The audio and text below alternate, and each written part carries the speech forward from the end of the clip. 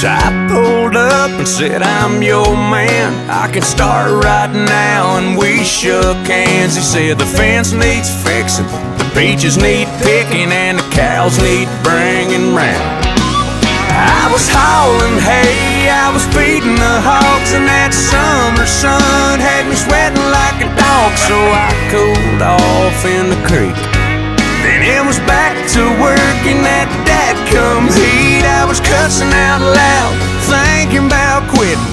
Looking back now, I'm sure glad I didn't, 'cause just when I thought it couldn't get no hotter, I caught a glimpse of the farmer's daughter.